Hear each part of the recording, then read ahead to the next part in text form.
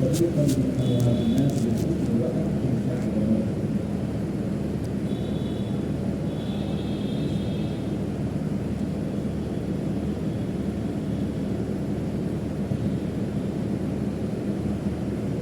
اور آپس میں ایک دوسرے کا مال ناحق نہ کھاؤ اور نہ حاکموں کے پاس ان کا مقدمہ اس لیے پہنچاؤ کہ لوگوں کا کچھ مال ناجائز طور پر کھا لو جان بوجھ کر۔ اس آیت کریمہ میں اللہ تبارک و تعالیٰ نے واقعی طور پر کسی کا مال کھانا حرام قرار دیا ہے، یعنی کسی کا مال لوٹ کر، چھین کر، چوری کر کے یا جوئے سے یا حرام تماشا وغیرہ دکھا کر یا لوگوں سے رشوت لے کر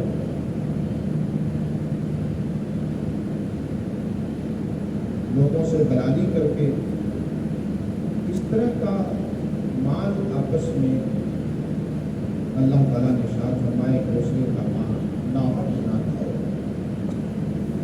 اس طرح مال کھانا یہ ناجائز و حرام ہے، اور نہ حاکموں کے پاس ان کا مقدمہ اس لیے پہنچاؤ کہ لوگوں کا کچھ مال ناجائز طور پر کھا لو۔ اللہ تبارک و تعالیٰ نے اپنے معاملات کو لوگوں کے مقدمہ کو حاکموں کے پاس پہنچانا اس لیے کہ جاسوسی کے طور پر یا رشوت کے طور پر کچھ مال مل جائے گا کھانے کو، یہ ناجائز و حرام قرار دیا ہے۔ اولا تو ناجائز فائدہ کے لیے کسی پر مقدمہ بنانا، مقدمہ کرنا اور پھر اسے حاکم تک پہنچانا، یہی سب ناجائز ہوتا ہے۔ کوئی لوگوں کا مقدمہ اور معاملہ پولیس اسٹیشن یا کورٹ کچہری میں اس لیے پہنچاتا ہے کہ ہم اس کے اوپر مقدمہ کریں گے یا اس کی شکایت کریں گے تو یہ پریشان ہوگا تو ہمیں کچھ مال مل جائے گا اور مال لے کر کے ہم سے وصولہ کر دو، یا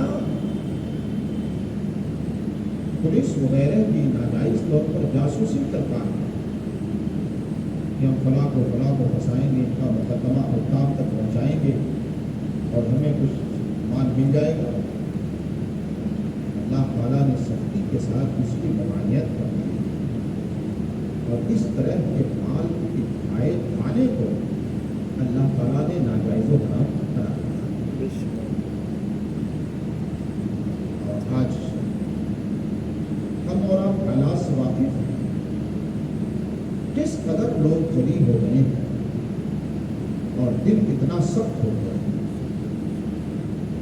اپنے بھائیوں کو پھنسانے کے ڈرتے ہیں، جھوٹے مقدمات کر کے کورٹ کچہریوں میں پہنچا رہے ہیں، پولیس اسٹیشن پہنچا رہے ہیں تاکہ ہم اس کو پریشان کریں اور اس کے مال کو ناجائز طور پر کھائیں۔ یہ باتیں ہمارے اور آپ کی نظروں کے سامنے ہیں، ہمارے مشاہدے میں۔ اللہ تعالیٰ عقل سلیم عطا فرمائے۔ يسألونك عن الأهلة قل هي مواقيت للناس والحج وليس البر أن تأتوا البيوت من ظهورها ولكن بر من اتقى وأتوا البيوت من أبوابها واتقوا الله لعلكم تفلحون۔ اور اے محبوب صلی اللہ علیہ وسلم آپ سے نئے چاند کے بارے میں پوچھتے ہیں، آپ فرما دو وہ وقت کی علامتیں ہیں، وقت کی پہچان ہے لوگوں کے لیے، حج کے لیے۔ حضرت معاذ بن جبل اور حضرت ثعلبہ بن غنم انصاری رضی اللہ تعالیٰ عنہما یہ بارگاہ رسالت میں حاضر ہوئے اور چاند کے متعلق دریافت کیا، یا رسول اللہ صلی اللہ علیہ وسلم ہمیں سمجھائیں، ہمیں بتائیں چاند کا کیا معاملہ ہے؟ جب طلوع ہوتا ہے بہت باریک رہتا ہے، پھر کچھ دنوں میں موٹا ہو جاتا ہے، پھر کچھ ایام گزرتے ہیں چھپ جاتا ہے، ڈوب جاتا ہے، حالانکہ صورت تو ایک کیسا نکلتا ہے، اس کی کیفیت روزانہ نکلنے کی وہی ہے، چاند کا کیا معاملہ ہے؟ یہ سوال کیا اور سمجھنا چاہا چاند کے متعلق، تو اللہ تبارک و تعالیٰ جب ان حضرات نے رسول اکرم سرور کائنات صلی اللہ علیہ وسلم سے پوچھا تو اللہ تعالیٰ نے یہ آیت کریمہ نازل کی، یسألونک عن الحلہ، میرے محبوب لوگ آپ سے چاند کے بارے میں پوچھتے ہیں، قل ہی، یہ چاند کیا ہے، اس کی حالت اور اس کی کیفیت، کبھی باریک، کبھی موٹا، کبھی ڈوب گیا، آدھے مہینے ظاہر، آدھے مہینے چھپا ہوا۔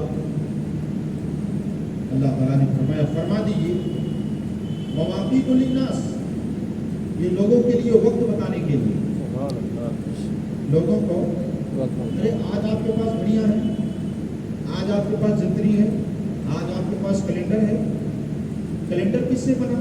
یہ جنتریاں کس سے بنی؟ اسے چاندی سے بنی۔ اللہ تبارک و تعالیٰ نے بڑا پرفیکٹ اور مستحکم ٹائم، وقت، مہینہ بتانے کا نظام چاند کو بنایا، اور اس کی باضابطہ تعلیم ہوتی ہے، علم توقیت، علم نجوم، باضابطہ اس کی تعلیم ہے۔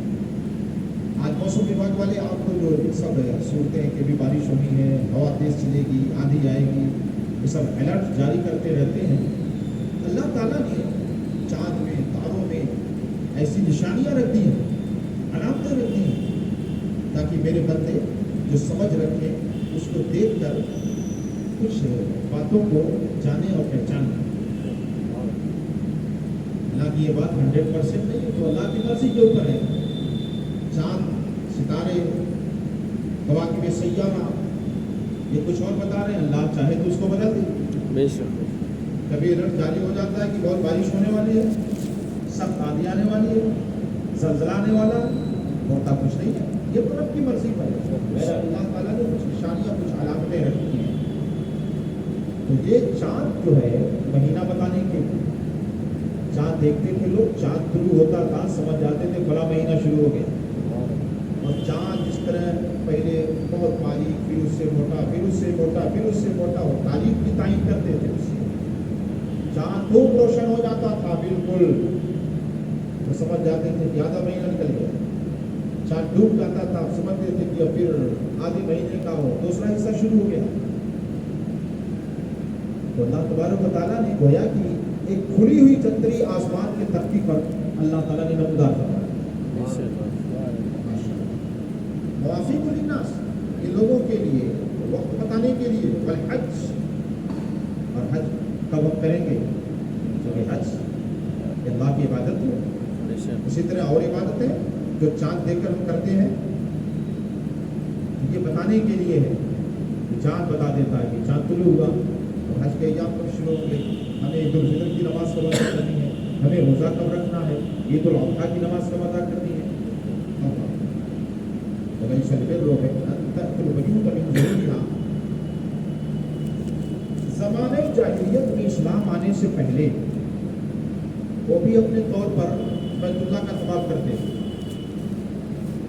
بیت اللہ کا طواف خود رکھتے تھے اس میں، اور طواف کرنے جاتے تھے خانہ کعبہ کا، احرام باندھ کر کے گھروں سے نکلتے تھے۔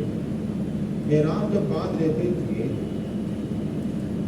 اب ان کو اگر ضرورت پڑ گئی کسی چھت والے مکان میں جانے کے لیے، اپنے گھر میں آنے کے، تو گھر کے دروازے سے نہیں داخل ہوتے تھے، بلکہ گھر کے پیچھے کا حصہ، پیچھے کی دیوار توڑ کر گھر میں داخل ہوتے تھے اور اسے نیکی سمجھتے تھے کہ اگر ہم گھر کے دروازے سے داخل ہو گئے تو ہمارا احرام باطل ہو جائے گا، حاصل ہو جائے گا، اور گھر کے پیچھے سے دروازہ وہ دیوار توڑتے اور گھر کے اندر داخل ہوتے اپنی ضرورت پوری کرنے کے لیے۔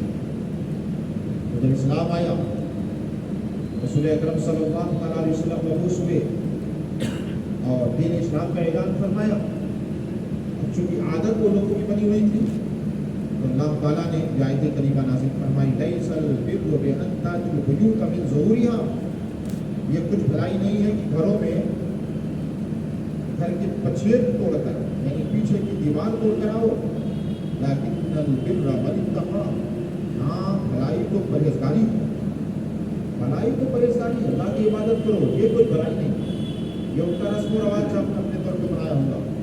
آج بھی جو لوگوں نے اپنے طور پر رسم و رواج بنا دیا، اس میں کوئی بھلائی نہیں، بھلائی اللہ کی عبادت میں ہے، بھلائی تقویٰ میں ہے، بھلائی پرہیزگاری میں ہے۔ وَأْتُوا الْبُيُوتَ مِنْ أَبْوَابِهَا، اللہ تعالیٰ نے ان کا جو باطل اور فاسد عقیدہ تھا اس کو رد فرمایا اور ارشاد فرمایا گھروں میں دروازوں سے آؤ، یہ تمہارے باطل اور فاسد عقیدے نظریات ہیں، کوئی مطلب نہیں، جو دروازہ بنا رکھے اسے سے آؤ جاؤ۔ وَاتَّقُوا اللَّهَ لَعَلَّكُمْ تُفْلِحُونَ، ہاں اللہ سے ڈرتے رہو، اللہ سے ڈرتے رہو، اس امید پر کہ تم کامیابی حاصل کرو۔ بے شک، سبحان اللہ، سبحان اللہ۔ اللہم آمین۔ بسم اللہ الرحمن الرحیم، اللہم صل علی سیدنا و مولانا و مولانا محمد یا اللہ یا رحمن الرحیم ملائکین الحبیب المقدم صدر کائنات صلی اللہ علیہ وسلم کے صدقے میں قرآن مقدس سے ہمیں محبت کرنے کی توفیق عطا فرما۔ اللہم قرآن آمین۔ مقدس کی تلاوت کرنے، زیادہ سے زیادہ یا اللہ اس پر عمل کرنے، اس سے سمجھنے پڑھنے کی مولائی کریم توفیق عطا فرما۔ اللہم آمین۔ یا اللہ قرآن مقدس کے نور سے ہم سب کے ایمان کو روشن و تابہ فرما دے۔ اللہم آمین۔ مولائی کریم ہم سب کی دنیا اور آخرت کو منور فرما دے۔ آمین۔ یا اللہ حبیب کریم صلی اللہ علیہ وسلم کے صدقے میں تمام مسلمانوں کی جان و مال، عزت و آبرو، ایمان و عمل کی حفاظت فرما۔ اللہم تقبل منا انک انت السمیع العلیم وتب علینا انک انت التواب الرحیم۔ آمین۔ سبحان ربک رب العزة عما یصفون وسلام علی المرسلین والحمد للہ رب العالمین۔